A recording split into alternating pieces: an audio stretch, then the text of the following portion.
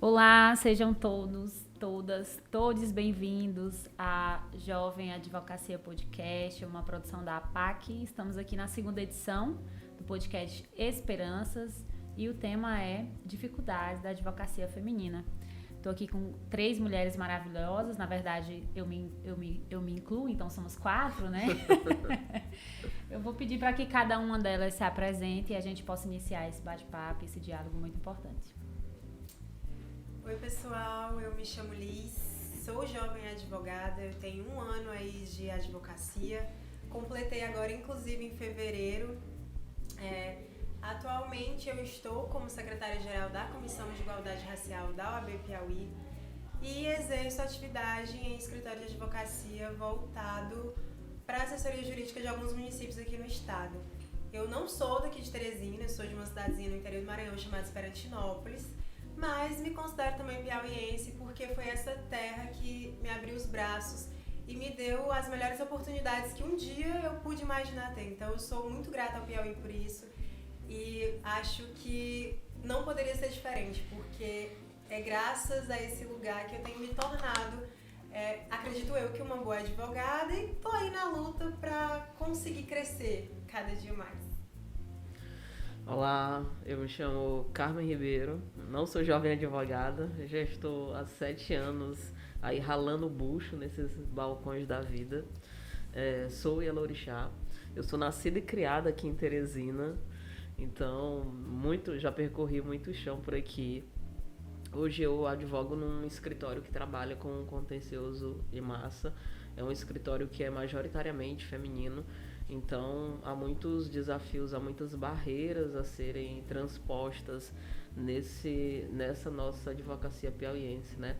Esperançar também é isso, esperançar que uma nova advocacia seja possível para todos, especialmente para todas as mulheres. Amém. Olá, sou Débora Mendonça de Araújo. Apesar da carinha de novinha, não sou jovem advogada. Eu já tenho mais de 15 anos de advocacia e acredito que eu seja, né, a mais antiga aqui de vocês. Experiente. Experiente. Mas enfim, perto de vocês eu me sinto assim uma jovem advogada, gente.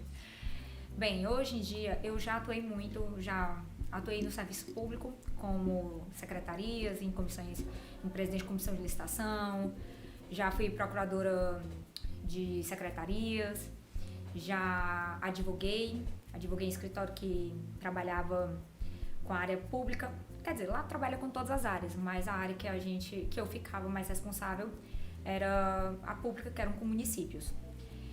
E posteriormente eu decidi sair porque eu queria fazer um concurso público, porque era algo que eu sempre tinha em mente, a gente ter pelo menos minha garantia, né? Então eu saí, graças a Deus eu fui abençoada. E hoje eu sou servidora pública municipal, sou procuradora do município de Altos. E no momento, minha advocacia, ela, apesar de eu continuar advogando, ela não está sendo tão frequente.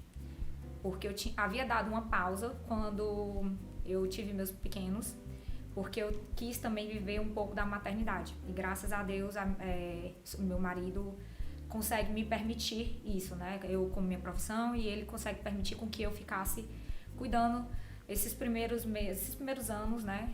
Mais das crianças. Mas ano passado eu já ensaiei meu retorno e este ano, se fosse daqui a um mês, eu acho que eu já estaria contando, né? Mas assim, projetos bacanas estão vindo aí e eu já vou voltar a atuar com tudo, se Deus quiser e Deus me abençoar. Estaremos lá. Olha, eu acho que teria que ser um podcast, né, para cada uma de vocês, pela pluralidade e maturidade com que vocês contam a história, né, que é própria da vivência de vocês. E também, com isso, a gente talvez identifique algumas coisas em comum. E aí, aproveitando que vocês se apresentaram, né, estou aqui mediadora, mas me chamo Jéssica Lima, né. Eu sou picoense, também não sou da casa, não sou de Teresina, mas há muito tempo já fui acolhida por essa cajuína e que realmente lava almas, né? Vim pra cá com tantos sonhos, também com tanta tristeza, porque deixar o lar em que a gente nasceu é muito duro, né? Mas a própria capital me ensinou a ressignificar em coletivos, né? Foi Teresina que me permitiu estar no meio de outras mulheres, ter a experiência feminina de crescer com outras mulheres. E é nesse contexto que eu me tornei advogada. Mas antes disso, já sou franciscana, né? Sou da Ordem de São Francisco, a gente chama Terceira Franciscana, então convidada desde sempre a estar em diálogo. E não poderíamos perder essa oportunidade de conversar nós quatro, né? Cada qual com o seu ponto de partida, mas hoje nos encontrando em um processo de construção de um sistema mais justo, sobretudo para nós, que já passamos por tantas dificuldades, mas por outras, né, que estão chegando, as bacharéis, as estudantes, aquelas que ainda nem fizeram, nem prestaram vestibular e desejam ser advogadas e são inspiradas por muitas de vocês. Então, eu queria já começar o desafio da nossa conversa perguntando quando vocês lembram da época que vocês escolheram e decidiram, né, a carreira da advocacia, quais eram as resistências assim, que vocês encontravam? Porque ouvindo a história de vocês, eu já sei que cada um tinha uma resistência diferente, mas qual que era a maior da resistência e que causava até dúvida se ia dar certo ou não? Doutora Carmen, você primeiro. Eu venho de um movimento social, fui forjada no movimento social, defesa dos direitos humanos. O primeiro curso que eu fiz não foi direito, eu comecei na publicidade e propaganda. Entretanto, eu entrei no grupo Matizes, que é um grupo que defende os direitos de gays, lésbicas, bissexuais, travestis e transgêneros, em 2004. Eu estava terminando o ensino médio. E aí o Matizes, ele vinha, estava com 2 anos, e aí estava se fortalecendo dentro de Teresina. E essa temática em 2004 sobre direitos da população LGBTQIA+, era muito fechada, a gente encontrava muitas resistências. Meu primeiro curso foi publicidade e propaganda. No meio do curso, eu tive um professor que ele disse: Carmen, sai da publicidade e vai para o direito, você está se perdendo aqui. E por que ele me dizia isso? Porque dentro da minha atividade no Matizes, eu acompanhava muitos casos de violência. Então eu passava muito tempo em delegacia, eu acompanhava acolhia aquela pessoa quando ela vinha falar da violência sofrida, acompanhava na delegacia. E aquilo me causava uma angústia muito grande, porque eu ficava me perguntando o que eu posso fazer além de ouvir e acompanhar. Né? Em determinados momentos eu sentia muita falta de me apropriar mais do instrumento jurídico, de poder fazer mais. E aí teve um dia que eu estava na praça, eu estava distribuindo uns panfletos da Semana do Orgulho de Ser que ia acontecer, e a polícia chegou, eram 2 policiais, eles chegaram me empurrando, querendo me bater, perguntando se eu queria ser presa, porque a praça era lugar de criança e mulher casada. E aí, imediatamente, o pessoal do Matiz entrou em contato com a Tenente Coronel Júlia, corregedoria, e aí ele deu uma visibilidade muito grande, porque era o início da Semana do Orgulho de Ser. E aí, daquele dia, eu disse: não, eu vou fazer direito, eu vou mudar para o direito, eu vou ter que fazer, eu vou ter que ir mais. E aí eu fiz direito, assim, cheguei no curso completamente diferente, na contramão dos colegas. Os colegas vinham deslumbrados, aquela coisa, o curso de direito, doutor, primeiro período, doutora. Não, eu já vinha muito calejada de vários enfrentamentos, né? Eu já tinha muito contato com os direitos humanos, já tinha muito contato com uma série de coisas que meus colegas não tinham. E não tinha dúvida de que fosse dar certo. Entretanto, esse deslumbre que eu não experimentei no curso de Direito, eu experimentei quando eu passei no OAB. Eu passei no OAB, eu tinha 32 anos, eu terminei minha graduação com 32 anos. E aí eu costumei, na época, dizer que eu pensei que ser uma advogada negra bastaria. Não bastou. A OAB era um sistema extremamente embranquecido, E se você, que é uma pessoa negra, entra nesse sistema, se você não tiver sua identidade fortalecida e olhar para trás e ver o tempo todo de onde você veio, você se embranquece. Você se embranquece para além das vestimentas, nas atitudes, além de passar pano para os colegas em atos de racismo. E minha primeira audiência foi com um membro do Ministério Público. E aí quando eu cheguei, o meu cliente era branco. O membro do Ministério Público olhou para mim e perguntou se eu era o réu. Eu tive 3 audiências com esse mesmo membro do Ministério Público. E nas 3 ela perguntou se eu era o réu. Com a minha carteira na mão, ela perguntou se eu era ré. E aí eu falei pra ela, foi até no juizado ali do Cabral, ali pertinho da OAB. Aí eu falei pra ela, doutora, é a 3ª vez que a senhora me pergunta se eu sou ré. Né? Eu estou entendendo que a senhora está tendo uma atitude racista, porque para a senhora, somente pessoas pretas é que sentam no banco dos réus. Sou advogado, eu estou advogando aqui. A juíza saiu em minha defesa, e aí veio o primeiro baque. Aí o segundo foi quando eu fui levantar um alvará com a minha cliente no juizado ali do Nova FAP.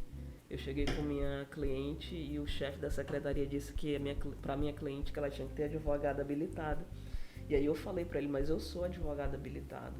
E ele me ignorou completamente, ficou falando para ela, não, você tem que ter advogado habilitado. Aí ela olhou para ele e disse, mas essa aqui é minha advogada. Eu escolhi ela, assinei procuração com ela, como é que ela não pode levantar meu alvará? Aí ele ficou todo assim. Aí eu pedi para ele, abra o Projude, veja aí, minha procuração tá aí, tá assinada. Mas foi constrangedor. Aí, inevitavelmente, é um soco no estômago. Por mais qualificado que você seja, Sim. por mais, né? E eu já estava assim, eu já queria desistir, eu já queria, não quero mais nem saber disso aqui. A OAB era um lugar assim que eu nem pisava mais, E aí o aquilombamento, né? Como é que você faz para se fortalecer quando você está num sistema que ele te amassa, que ele te exclui e que te invisibiliza o tempo todo, né? É procurar as companheiras negras para se fortalecer, para se aquilombar. E esse foi o grande desafio. Para mim, o grande desafio da minha profissão era o racismo. Porque o racismo é ele que determina onde você entra, onde você pode entrar, se você pode ficar e se você vai ascender. A sua cor chega primeiro, né? A sua cor chega primeiro, independente de qualquer coisa. Eu tô dizendo que o racismo, ele tem sido democrático. Seja do mais pobre ao mais rico, ele vai alcançar você. Sim. A sua cor vai ser sempre ali que chega primeiro. Sim. É um atravessamento. Débora, quando você pensa nessa escolha, né, e ouvindo aqui a doutora Carmen, qual a resistência, assim, que se houve uma resistência que em algum momento te fez questionar se você iria conseguir ser advogada ou não? Na verdade, às vezes eu tô me perguntando o que é que eu tô fazendo aqui sentado com vocês. Infelizmente, a minha história de vida, ela não é igual à de vocês, no sentido de luta, né? Eu nasci, minha família, graças a Deus, ela tinha uma boa condição. Então, eu sou uma pessoa que nasceu com privilégios, posso assim dizer. E quando eu fui escolher para fazer direito, na verdade, há muito tempo atrás era diferente de hoje em dia. Isso foi há mais de 20 anos. Meu pai disse assim, você tem 3 opções, naquela época ele só dava 3 opções. Medicina, direito ou engenharia. Porque são as áreas que vocês vão, quando você se formar, você vai ser doutor, você vai ser o chefe e vai ser respeitado. Então, assim, graças a Deus, eu sempre me achei uma pessoa bem eclética. Então, assim, eu vou gostar de qualquer um dos 3. Mas eu tinha uma pessoa em casa que eu disse assim, rapaz, adoro, eu acho o máximo trabalhar minha mãe, eu quero ser também igual a ela. Então, assim, aí eu escolhi o direito. Até mais na frente, fui lá e testei a medicina, mas eu vi que realmente é o direito que eu quero. E o que eu posso dizer, assim, as dificuldades. Quando eu iniciei na advocacia, era totalmente diferente do que é hoje. Logo, a quantidade de advogados era bem menor. A gente tinha juizados realmente que funcionavam. Hoje a gente está lutando para voltar, né, a funcionar. Realmente, querendo ou não, as audiências estavam sendo marcadas para mais de 1 ano ou 2 anos. Mas antes, com 6 meses, 3 meses, 6 meses, no máximo, a gente já estava com dinheiro na conta. Então, assim, para jovem advogado, eu achava o máximo. Mandato de segurança a gente era célere, agora tem muita dificuldade, porque você tem que respeitar uma ordem cronológica, a gente não sabe também que ordem é essa. Então, assim, era uma época diferente, onde a gente ia para os tribunais, e lá as pessoas estavam andando, então a gente fazia muito contato, network, a gente despachava com o juiz, então, querendo ou não, a gente conseguia às vezes sensibilizar. Hoje, pelo vídeo, você tem uma noção, quando a gente vai falar, o vídeo é totalmente diferente pessoalmente. Sim. Você passa a Contato presencial é outra. sensibilidade que a gente passa é outra. Sem contar que a gente tem certeza que a pessoa pelo menos está prestando atenção, né? Sim. Então, eu venho comecei numa geração um pouco diferente para dizer do início de carreira do que a gente vê hoje. Então, eu posso dizer que minha história é um pouco mais abençoada. Eu até fico assim com vergonha, porque eu vejo tanta gente assim na história de luta, pessoas que eu admiro, que eu fico, porra, nossa, desculpa, tô falando um podcast com palavra, né? Vai falar. Mas assim, nossa, ver a história de lutas como a sua, Carmen, que eu sei que não é fácil. Eu sei que não é mistura de cor com a sua religião, que também isso... Orientação sexual. Orientação sexual. Então, assim, você tem vários fatores que eu acho que se botar dentro, assim, aí é que vai mesmo lhe tornar aquela parte daquela... Justo. A pancada maior. Inclusive, esse ano faz 36 anos que a Kimberly Crenshaw categorizou o termo interseccionalidade, né? Mas a Lélia Gonzalez, que é brasileira, ela já falava disso há muito tempo. Ela só não categorizou o conceito, mas ela falava sobre isso, né? Como esses marcadores sociais, eles são importantes que a gente entenda, né? Em que lugar está o gênero, a raça, a classe, a orientação sexual, procedência nacional, deficiência, por exemplo. Porque te ouvir reconhecer que você está em uma posição de privilégio, Débora, é para isso que o conceito de interseccionalidade, por exemplo, vem e serve pedagogicamente. Para que nós, de cor mais clara, entenda nessa pirâmide opressora qual o lugar que nós estamos. Isso não queira dizer, Lélia Gonzalez não veio dizer isso, a Patrícia Phil Collins não diz isso, a Sueli Carneiro, a professora Sueli Rodrigues, a própria Kimberly Crenshaw, nenhuma delas falam que a gente não sofre como pele mais branca, né, mais clara. Nós temos os nossos marcadores sociais, porque nós estamos inerentes a essa pressão que é de um sistema patriarcal. Mas ela também exige de nós isso, que a gente perceba que nessa mesa, por exemplo, nós conseguiríamos categorizar quais sofreram mais recortes sociais, quem sofre racismo, quem sofre o preconceito do racismo religioso. Nós poderíamos falar de racismo ambiental, né? Quando a gente pensa em Esperantinópolis como uma região de grilagem, de mineração, que sofre com isso e você precisou migrar para Teresina para estudar. Então, conta um pouco dessa tua resistência ali. Eu só vou finalizar porque eu vou dizer só uma coisa do que de sofrimento que eu possa dizer. Sim. Retratar.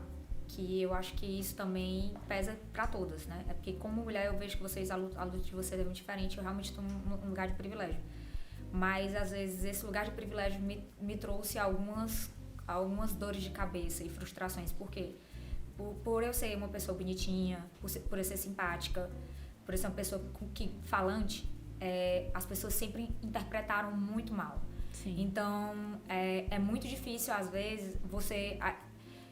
Tem um lado bom, mas tem um lado do julgamento. Às vezes, ela conseguiu porque ela é bonita. Uhum. Ou se não conseguiu, a gente ainda sofre as piadas e os assédios. Isso aconteceu demais.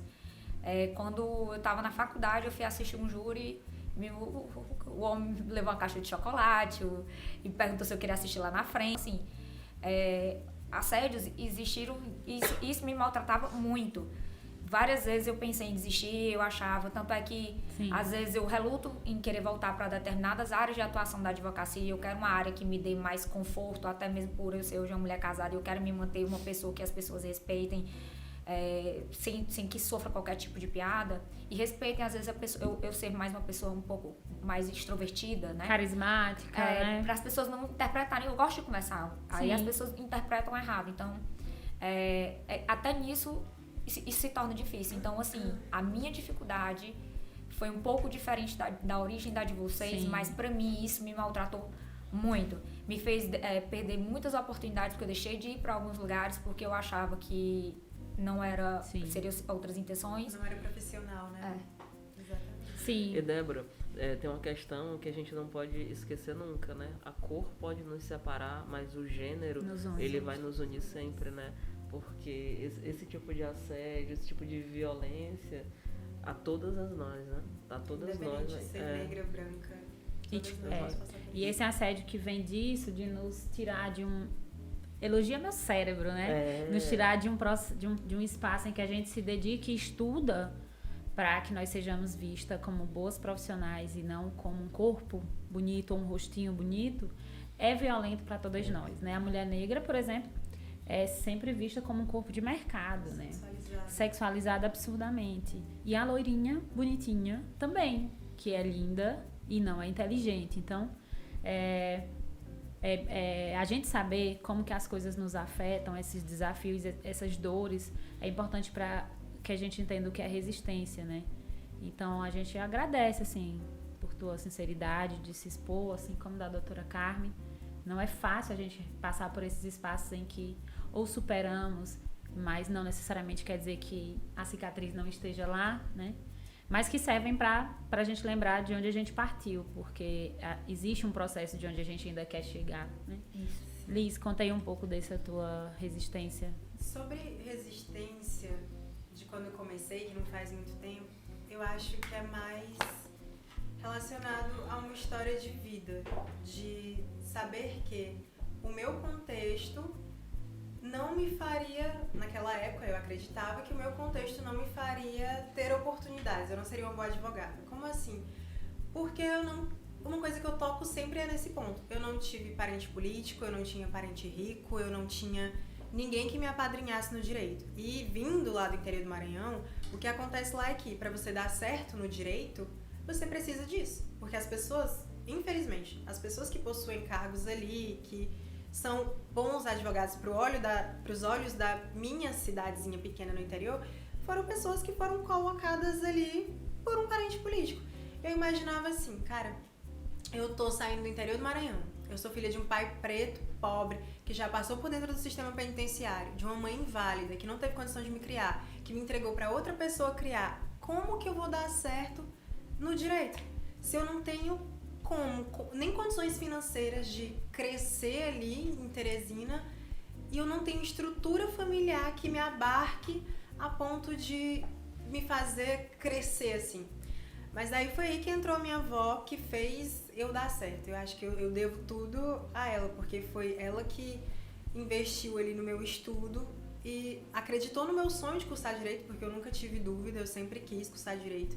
Eu tinha dúvida, entre aspas, que não era bem uma dúvida, mas ciência social, ciência política, eu passeava nesses cursos. Mas o direito acabou englobando tudo isso. E eu acho que é muito disso, é de ir atrás de... A minha maior dificuldade ali no começo era de entender que eu, vindo de onde eu vim, ia conseguir alguma coisa, porque não era esse o cenário que eu visualizava. Eu via pessoas de um contexto completamente diferente do meu, que deram certo por esses aspectos. Claro, existe gente que vem de uma história como a minha que dá certo, só que são as exceções, não é a regra. Quem vem dali, infelizmente, muitas vezes volta pra lá e acaba naquilo, nicho da política. É política que te faz crescer, enfim. Mas, graças a Deus, quando eu vim pra Teresina, eu conheci pessoas maravilhosas que viram em mim ali um potencial de alguma coisa que, não, vou dar aqui uma oportunidade, pode ser que dê certo. Mas, assim como a doutora Carmen, eu também vejo que eu passei muito por isso do contexto racial, porque os espaços que eu ocupava, nunca tive uma pessoa negra que fosse referência pra mim. Eu não olhava e falava, eu quero ser como ela. Mas mulheres brancas eu tinha muitas referências. Até porque a minha família, por parte de mãe, é inteira de mulheres brancas, são pessoas brancas, eu sou a única pessoa negra da minha família. E o meu pai, que é o homem negro, que é o meu pai biológico, que, enfim, não tenho contato, mas eu carrego isso de eu não esqueço que ele é meu pai. Eu venho de uma família que é negra, sim, e que eu tenho que carregar isso eternamente. E na minha advocacia eu quero sempre falar disso.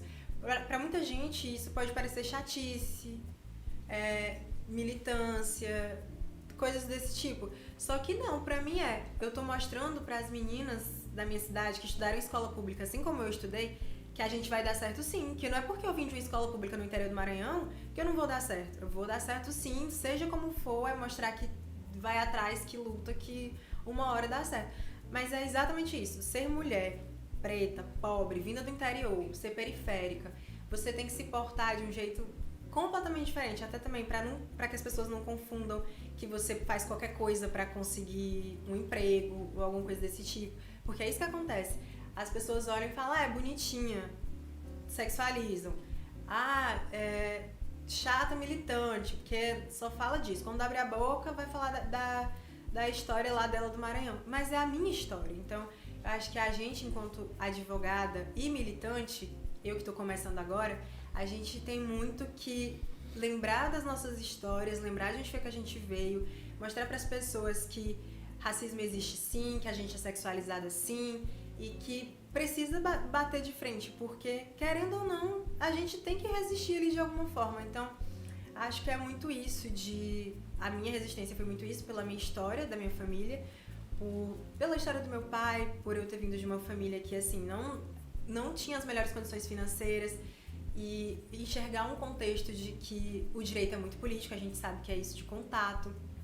Então, pra mim, a minha dificuldade começou aí. E eu acho que eu sou muito consciente do que, de fato, aconteceu na minha vida e o que eu preciso mudar para que essa história não se repita.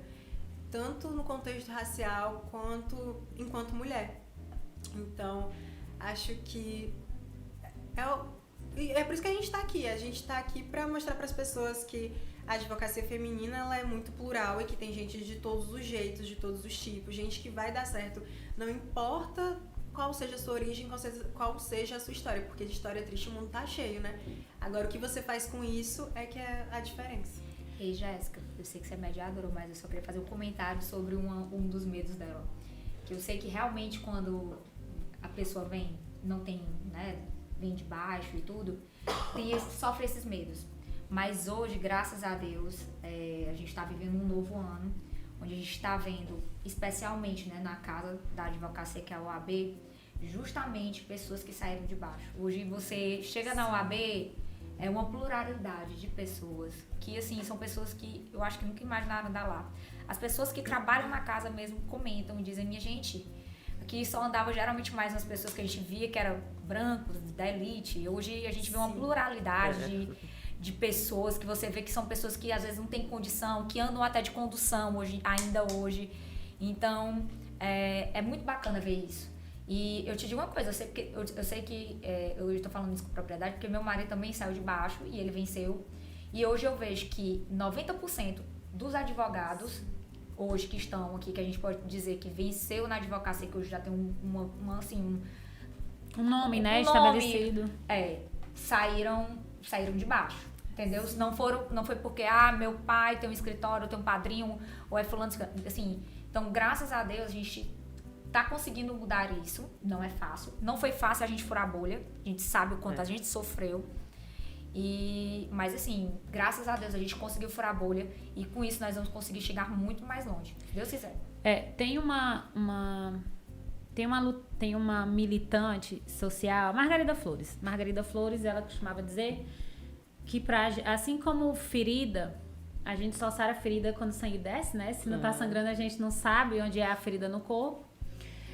São as dificuldades, a gente precisa inventariar elas para que elas se tornem reais e a gente possa lidar com soluções para aquilo. A nossa solução enquanto mulheres que passou por diversas situações em comum, e vocês podem discordar, mas eu acredito que todas nós sofremos assédio, vocês duas sofreram racismo, nós duas sofremos obviamente com a objetivação do nosso corpo, elas duas também. Nós quatro tivemos que provar que nós éramos capazes em uma sala, em uma mesa que tivesse um homem fazendo a mesma coisa que a gente fizesse, a gente tinha que provar que a gente era capaz, sendo nós as especialistas Ainda hoje e tem que não provar, homem. né? Na verdade, não tivemos. A luta continua, diária. Nós certamente fomos diversas vezes interrompidas por homens. E silenciadas. Nós fomos, obviamente, criminalizadas na defesa de outras mulheres, sejam como advogadas de outras mulheres, sejam como militantes de outras mulheres. Nós, diversas vezes, fomos vítimas de fake news políticas, né? Quando a gente se envolveu, por exemplo, nessa última campanha. E essa foi a nossa solução para um sistema um pouco mais justo. Foi a gente estar lá. Eu acho que esse é o diferencial da mulher. Não só mulher advogada, né? A gente não muda o sistema de fora. A gente sabe que a gente precisa estar dentro. Pra gente irritar as estruturas, incomodar o sistema de perto. Quem já estava acomodado com aquelas paredes, né? Sem cor. Ou com uma recepção sempre com as mesmas pessoas. Hoje a gente tem uma recepção luxuosa, porque a pluralidade é o que torna a vida mais interessante, né? Essa diversidade de experiência, de expectativas. Falando em experiência e diversidade... Mas, Jéssica, sim, eu sei que hoje é uma pauta pra gente enaltecer muito a mulher. Mas eu acho que a crítica também que eu vou levantar aqui pode ser positiva, porque eu espero e luto diariamente para mudar. Eu sei que você falou aí sobre... Muitas vezes a gente foi silenciada e calada por homens. Mas também eu vejo muitas mulheres que não apoiam as mulheres e que também sim, criticam as mulheres. Então, assim, uma das nossas metas e tudo... É justamente o que eu sempre trabalho, é o respeito. Respeitar a opinião do outro, respeitar a decisão do outro, respeitar o que o outro quer ser. Mas, às vezes, eu vejo muitas mulheres que não fazem isso e querem, tipo, primeiro sou eu, e, tipo assim, não nós. Sim. E assim, aí fica difícil. Às vezes, a gente conseguir também vencer, né? Porque a gente vê que os homens se apoiam. sim, O homem, quando um diz assim, eu vou, aos outros diz, pois vai. sim. A mulher não, a mulher, eu te protejo. E isso é um escudo. Sim. A mulher não, a mulher do vai, não, eu também vou, eu também. Então, assim, fica. São Sim. várias. Aí uma mulher começa a brigar com outra, uma mulher não apoia a outra e acaba que eu vejo que por isso que a gente não conseguiu ainda também. Um dos motivos pra gente também não ocupar um espaço é porque acaba que também nós não nos apoiamos. Eu posso até estar sendo infeliz e ser. Não, você tá E certa ser, porque... às vezes, julgada no meu comentário, mas é algo que eu observo diariamente. Não, você tá certa porque o machismo ele é inerente, né? Independente de identidade de gênero, orientação sexual, procedência nacional, classe, raça, ele está nas nossas estruturas. A grande questão de mulheres com mulheres é que a gente quer tratar de outras categorias, como, por exemplo, a luta de classe. Que às vezes o que nos difere também é sermos mulheres ricas, mulheres pobres, né? Quais são as relações de dinâmica? Eu pago muito por alguma coisa, mas não valorizo bem, pago em pecúnia, porque a gente está falando de dinheiro, né? Como diz a história, aquela mulher em que a gente se diz parceiro. Tem esse grande ponto. Mas as nossas relações conflituosas entre nós é diferente das relações conflituosas dos homens conosco, porque os homens, existe um pacto entre eles. E não existe um pacto entre mulheres e homens. Então, quando nós, mulheres, não nos apoiamos ou somos autoras de deturpação de histórias umas das outras, né? Nós contribuímos para que aquela mulher ela seja exilada, marginalizada, invisibilizada, silenciada ou criminalizada dentro daquele espaço, nós estamos deixando de agir com alteridade. E a alteridade é eu enxergar o outro. Lélia Gonçalves fala muito disso. A sororidade, pra mim, seria justamente isso também, né? E a sororidade hoje ela é muito seletiva.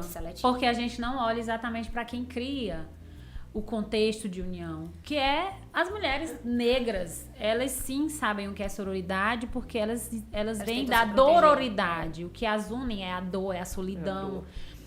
Já os homens, quando eles são parte desse processo violador conosco, eles estão no pacto.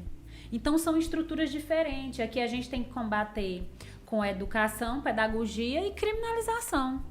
Aqui com as mulheres a gente tem que ter paciência. É por isso que a gente peca, porque a gente não tem paciência para conhecer umas às outras, para entender qual é o nosso papel nessa base nessa pirâmide que afoga algumas e não outras. Qual é o nosso papel na valorização do trabalho financeiramente umas das outras. Nossas petições iniciais, eu particularmente nas minhas petições... Que tem espaço para todas, né? Exato. Porque a gente pode competir com eles também, e não só entre a gente, né? E eles também sempre foram muito acostumados a estar nesse papel servir, né? De negociar as coisas, de organizarem, de construir tudo juntos por eles. Nós estamos começando isso há 300 anos atrás, e é muito novo se a gente compara a 2000 anos e até mais. Essa é como eu vou dizer, é uma cicatriz muito funda, né? Porque foi incutido na gente desde muito cedo essa disputa, mesmo que não seja direta, mas indiretamente essa rivalidade. Até né? A questão de disputar pelo mesmo homem mesmo, né? Que era como as mulheres disputavam o homem. Então eu acho que a criação já está enraizada desde essa época, porque... Sim. E esse processo de desconstrução, ele vai ser lento. É doloroso. É a paciência, né? Porque nós fomos assim, ensinadas a rivalizar com a outra desde a boneca, a roupa, o namorado, a namorada. A posição na escola. A posição, exatamente, o cabelo, tudo isso. E é um processo de desconstrução que ele precisa ser, de fato, muito pedagógico. Sim. Agora, como que a gente consegue apaziguar isso, né? Porque agora a gente é a gestão. Sim. Aí vai ser... É o grande desafio. É o grande desafio. Porque, inclusive, tem essas dores nossas que não saram porque elas são sempre renovadas, né? A autoridade é um processo que exige uma escolha diária, né? Uma das coisas que assim, eu tenho em mente, que foi até uma das ideias para quando surgiu Elas por Elas, era justamente a gente ouvir. Eu amo falar. Falo pelo escutor, até se a pessoa não me parar, mas tem hora que eu também paro e fico na hora que eu vou pro meu mundo, né? Mas assim, as pessoas querem só ser ouvidas, todo mundo tem uma história. Sim. E elas querem também o apoio. E eu acredito que como gestão a gente indo, né, porque por enquanto, querendo ou não, a gente tem que fazer com que a grande massa da advocacia e a sociedade mesmo, porque nós somos representantes da sociedade, sim, elas possam entender que ali é a casa da cidadania e que a gente quer que cada um esteja lá participando, porque a gente só vai saber como mudar exatamente se a gente ouvir a dor de cada um. Sim. Porque a dor dele é a dor de outra pessoa e a gente vai poder trabalhar em cima disso e fazer a mudança. Então, assim, acredito que a gente indo nos bairros, indo nos movimentos, como a Jéssica está fazendo um brilhante trabalho, que já conseguiu aí vários e várias parcerias com órgãos, né, que estavam fechados para casa. E indo também, que é no caso, nesse sentido que eu estou falando, seria de ir até a sociedade. Sim. Mas como comissões, a gente fazer reuniões em bairros, para que a advocacia local também se sinta prestigiada. Eu acho legal quando a gente prestigia as pessoas gostam disso. Sim. De que você vai na sua casa, você vai no seu escritório conhecer. Poxa, por que só eu que tenho que ir? Por que vocês não vêm aqui? Então, quando chegam vocês, assim, uma presidente de comissão, uma secretária, um vice-presidente... Então, assim, eu acredito que as pessoas vão se sentir prestigiadas. E com isso sim, e a gente já sente um termômetro. Na verdade, o termômetro do bom trabalho da OAB é o público que chega até ela. E a Carmen, por exemplo, como conselheira da OAB é um grande ponto, é um grande feito, assim. Chega em lugares que a gente não imagina. E eu digo a gente que não imagina porque eu sei muitos dos lugares que ela anda e que tem os passos dela e das ancestrais dela, mas a gente não tem noção de quantas pessoas veem na Carmen Esperança Garcia.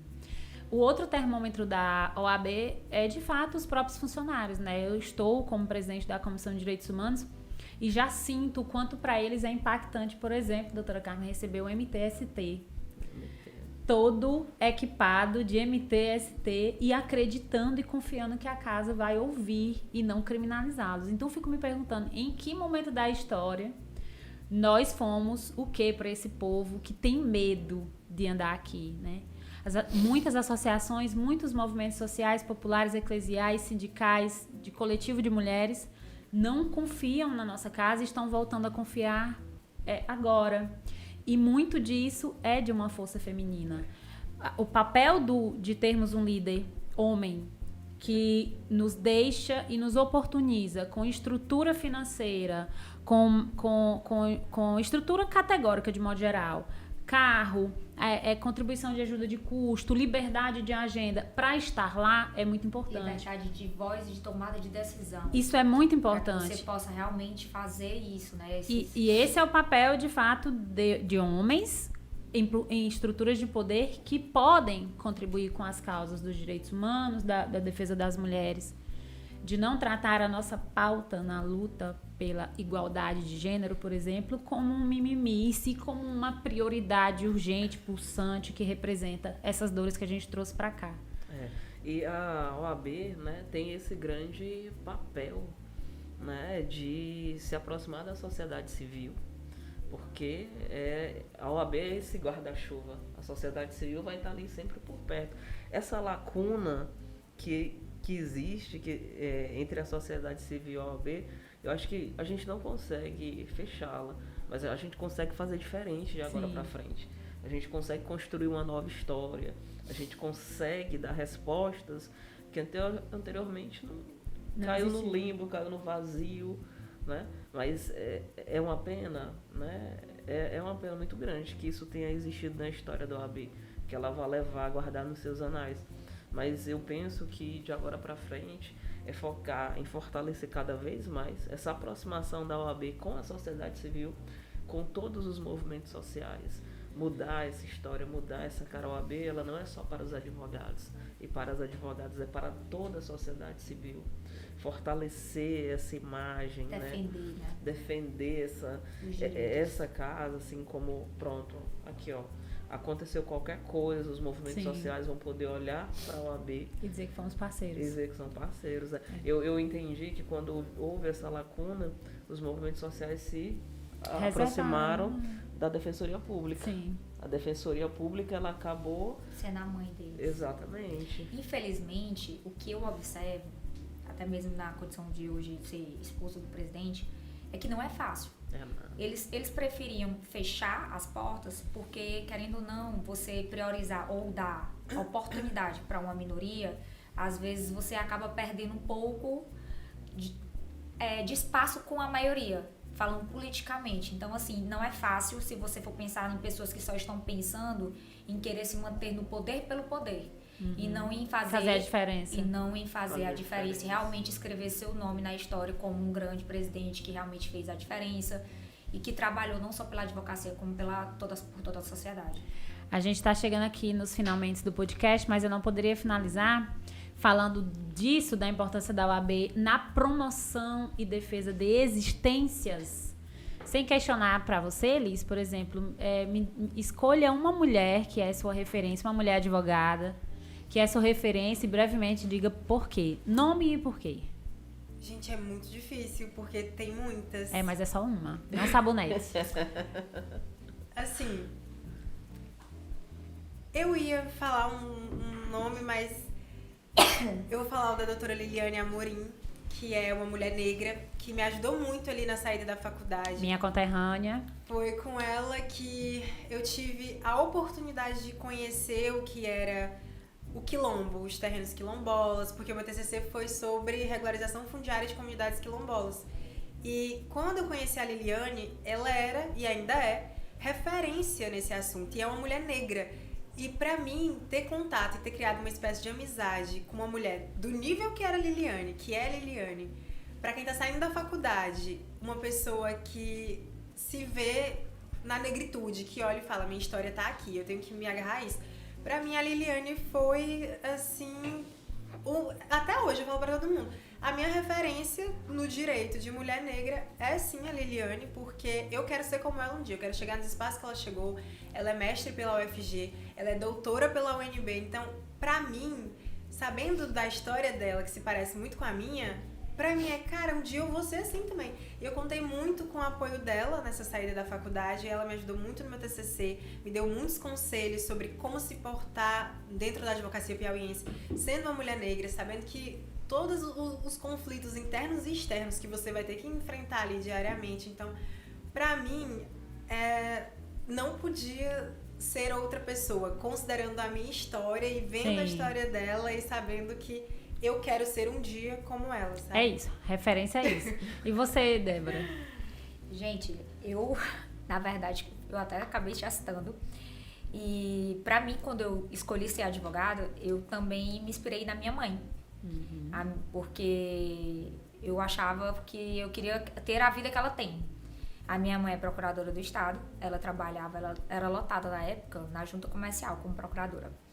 E ela também era empresária, tinha uma loja, era dona de casa, esposa, mãe, que cuidava e cuidava dos filhos e tudo, e deixava na escola, levava para médico, sempre fez essa parte. Então, assim, eu me inspirei nela porque eu cresci sonhando, né, com Mãe é meu sempre príncipe uma boa encantado, que inspiração. graças a Deus eu achei. Então, assim, a minha criação foi nisso, de crescer, casar com seu príncipe, ter sua família. Você tem que ter sua independência. Então, eu tendo meu concurso, eu ia ter minha independência. Cultivar minha casa também, e meus filhos, meu marido. Então, assim, eu me sinto realizada. E agora eu vou atrás de novos projetos, como meus filhos já estão um pouquinho grandes, né? Então eles já estão. A agenda dele tá tão cheia que tá sobrando espaço para mim. Então, agora eu vou atrás também de preencher um pouco mais do meu outro tempo, né? Mãe é sempre uma boa inspiração, né, Débora? E você, doutora Carmen? A advogada que me inspira é a doutora Tatiana Neves. Por quê? Porque em 2005 eu conheci um grupo de mulheres negras chamado Esperança Garcia, que funcionava na rua 13 de Maio, que me acolheu. E foi nesse grupo, que era coordenado pela doutora Tatiana Neves, eu fiz o meu primeiro curso profissionalizante. E foi lá que eu fui incentivada a voltar a estudar. Eu estava há mais de 10 anos sem estudar, praticamente. E fui incentivada a estudar, incentivada a fazer uma faculdade. Aí, muitos anos depois, não muitos, né? Alguns anos depois, eu estava na OAB, eu tinha acabado de fazer meu compromisso, assim. E aí eu entro no auditório, a doutora Tatiana estava lá, prestando compromisso. Eu fiquei assim tão orgulhosa, eu fiquei tão, nossa senhora, meu coração se encheu de alegria, porque a doutora Tatiana é uma mulher incrível, Incrível. inteligentíssima, articuladíssima, coordena ainda hoje o grupo de mulheres negras do Piauí, que é o Fórum de Mulheres Negras do Piauí, e transforma a vida de outras mulheres. Então ela é essa mulher essa advogada com quem eu me inspiro. Jéssica, você só foi mediadora. E a sua? Quem é a sua inspiração? Agora lascou, porque pra Jéssica dizer que alguém inspirou ela, vai dizer eu. Pois é, eu brinquei lá. A minha inspiração é a professora Sueli Rodrigues, né? E é uma inspiração ancestral, porque eu não tive encontros com a professora Sueli como professora Sueli advogada. O meu encontramento com a professora Sueli veio particularmente depois da sua morte. Eu encontrava a professora Sueli em movimentações sindicais ou de coletivo de mulheres. Eu, como franciscana, sempre estava nesses espaços, então eu via a professora Sueli em um lugar de uma mulher de muitos, assim, de muitas falas, de muitas provocações, e não a advogada professora Sueli. Mas eu precisei ir para Goiânia fazer um mestrado em Direitos Humanos. E tinha acabado de vivenciar a morte da professora Sueli.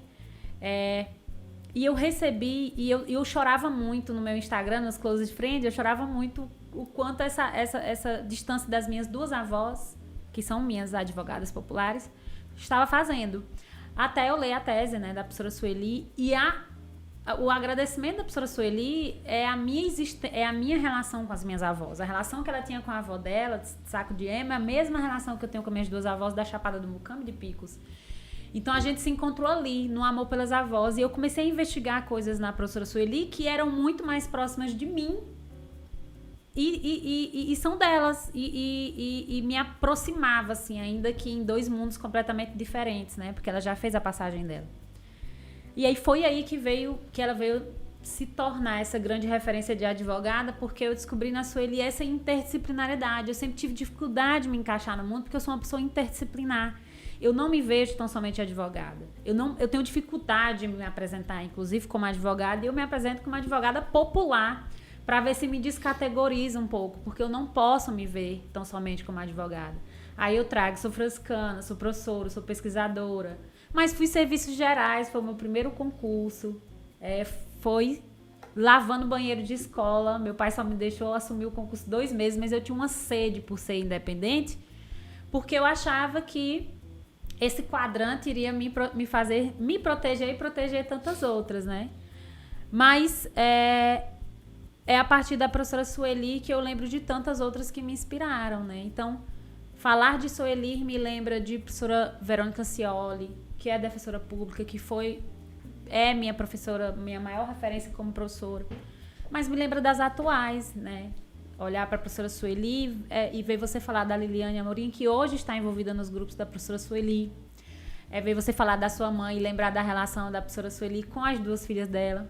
Lembrar de você falar da Tatiana, que junto com a mãe dela lutou pelas primeiras delegacias especializadas de mulheres, e eu lembro do que a professora Sueli, ela era uma das que estava nessas frentes. Então, percebam o quanto nós estamos unidas, ainda que 2, 3 ou 5 passos para trás, mas nós estamos unidas no mesmo propósito. E chegando ao... Antes de você concluir, você falou que você tem vergonha, pois eu dei uma referência de quando eu fui prestar faculdade, né? Prestar o vestibular para a faculdade. Mas aquilo ali também foi a minha criação. Como eu estava comentando aqui com vocês, eu não vim... O meu lar, né? Onde eu cresci foi diferente. Então, lá não tinha tanto essa coisa de você dizer assim, a mulher tem que ser independente, que hoje a gente quer, né, cultivar nos nossos filhos. Mas sim, a gente tem que ter... Você tem que ter sua independência, você tem que ter seu marido, você tem que ter seus filhos, você tem que ter seu lar. Então, assim, eu criei nesse ambiente. Só que, convivendo com mulheres fortes, feito vocês... hoje eu achava que eu já estava realizado profissionalmente, porque eu já tinha meu concurso, já recebi meu salário, meu trabalho lá do meu expediente, está ótimo, mas convivendo com mulheres fortes, e eu gosto muito desses movimentos todos esses movimentos eu gosto. Logo eu fui criado muito um ambiente político, né? Minha família, eu cresci com minha família sendo política no interior, então a gente sempre cresceu no meio das pessoas, então sempre teve esse sentimento de lutar pelo próximo. E eu vendo vocês, a luta de vocês, hoje eu tinha até já comunicado meu marido, eu vou voltar a advogar, porque eu quero voltar a lutar, crescer mais também. E assim, são vocês que me inspiram. Você, Jéssica, que você não se diminua, pelo contrário. Eu não vou mentir, quando você abre a boca eu tenho até medo de falar.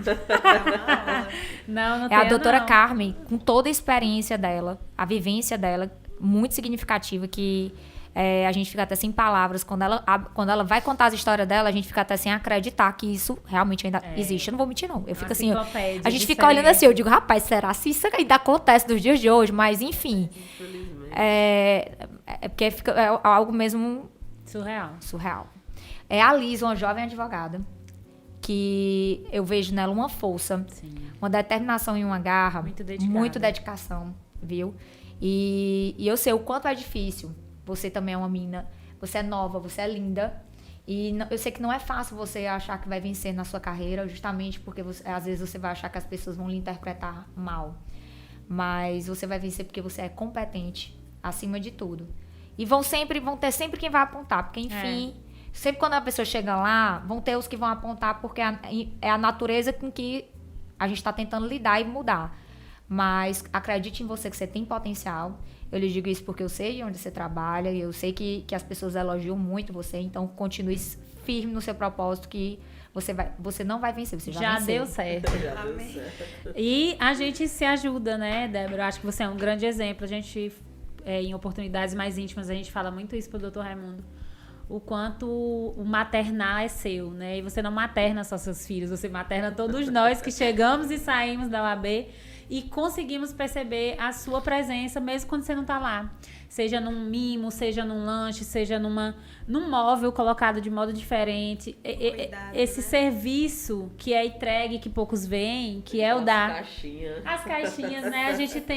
A gente sente você. Então, o podcast de hoje... mais, eu acho que funcionou mais como um abraço, né? A gente estava precisando disso depois de um mês de março tão intenso, de estatísticas tão horrorosas. A gente precisa desses passos para enaltecer umas às outras. Eu sou muito grata de ter a oportunidade de crescer com você, Liz, com você, Débora, com você, Carmen. Eu chego no fim do podcast sem as doutoras, porque sou íntima para isso.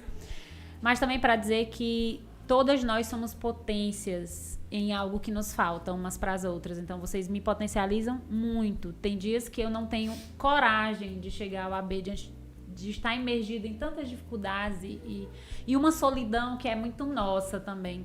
Mas eu lembro quem eu vou encontrar lá, né? E particularmente a maioria das pessoas que eu vou encontrar é mulheres, né? O Raimundos que tá muito bem porque ele sabe disso. A maioria que acompanha ele é mulheres. Então hoje o podcast era para causar em vocês que estão nos acompanhando também essa sensação de pertencimento, de envolvimento, envolvimento de que existem pessoas com vocês, sobretudo nós de mulheres, você jovem advogada, você é advogada mais experiente, ou você é advogada já aposentada, que deseja, né, realizar novos sonhos, ou que estão iniciando os seus, contem conosco da APAC. Nós do Sistema OAB estamos te esperando lá nas nossas comissões, nos conselhos plenos com proposições importantes para o fomento da igualdade de gênero, mas também nos lugares descontraídos, como esse espaço para conversar, um café, um lazer no clube da OAB. Nós, nesse podcast que a gente chama de podcast da Jovem Advocacia, né? A Jovem Advocacia Podcast, a gente só tem mesmo jovem aqui, gente. Só tô com jovem aqui. É ambíguo, né? E colocar... Ai, não, eu tô me achando. É ambíguo essa sensação de espírito livre. Então, todas nós somos jovens advogadas. Minha cabeça é de jovem. Então tá funcionando. É isso que dá certo. E pra quem nos acompanha até aqui, a gente aguarda na próxima edição, né, de mais podcasts Esperanças. Te agradecemos por ter estado até aqui conosco. Um beijo no coração de todas vocês. Beijo, gente. Beijo, gente.